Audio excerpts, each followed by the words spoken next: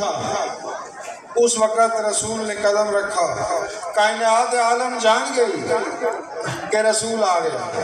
مجھے اس پہ بحث نہیں کرنی، بس مجھے اپنے مقصد کی طرف بڑھنا ہے۔ رسول کا دنیا میں آنا کلیساؤں تک خبر ہوئی، جن کی آگ ٹھنڈی ہوئی، بت ٹوٹ کے گرے، بت کدے تباہ ہوئے، رسول کے آنے کی اطلاع بڑھنا ہے۔ اب رسول معظم آیا کیوں؟ رسول معظم آیا اس لیے کہ کہا کہ تیری ذریت میں رسول رکھوں گا، تجھی میں سے ہوگا، تیری امت میں سے ہوگا، تیری امت کے مسلمانوں میں سے ہوگا۔ وہ آئے گا، ان کا تزکیہ نفس کرے گا، ان کے نفوس کو پاک کرے گا، ان پر آیات کو تلاوت کرے گا، اور آیات کو تلاوت کرنے کے بعد انہیں انسان بنا کر اللہ کے سامنے پیش کرے گا، جہاں انہیں مقام بلند عطا ہوگا۔ تو اب وہ آ گیا تزکیہ نفس کرنے والا۔ تزکیہ نفس شروع ہوا۔ اس نے کہا بت نہیں پوچھ رہے،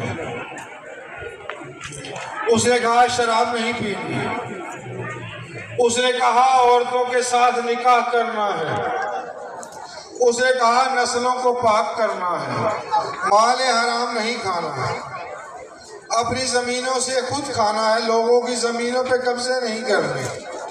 اس نے انسان کو انسانیت کے پرائے میں ڈالنے کی کوشش شروع کی۔ تو آپ سمجھ سکتے ہیں گلی کے تمام شرابی ایک منع کرنے والے کو کیا کہیں گے۔ جس گلی میں تمام شراب پینے والے ہوں، اس گلی میں ایک شخص کھڑا ہو کر کہے کہ کوئی شراب نہ پیے، وہ تمام لوگ اس کے ساتھ کیا کریں گے؟ اور وہ بھی تنہا۔ تمام سود لینے والوں چوروں سے کہا جائے کہ چوری نہیں کرنی، سود نہیں لینا، سوچئے کیا ہوگا۔ تو جب مکے کے قبیلے لوٹ مار کر کے اس طرح کی زندگیاں بسر کر رہے تھے، تو اللہ کے نبی نے جو رحمت العالمین بن کے آیا، اس نے یہ پکار شروع کی اپنے کردار سے۔ پہلے تو وہ خاموش رہے کیونکہ اس کا اخلاق اتنا بلند تھا کہ اس پہ حرف نہیں اٹھا سکتے۔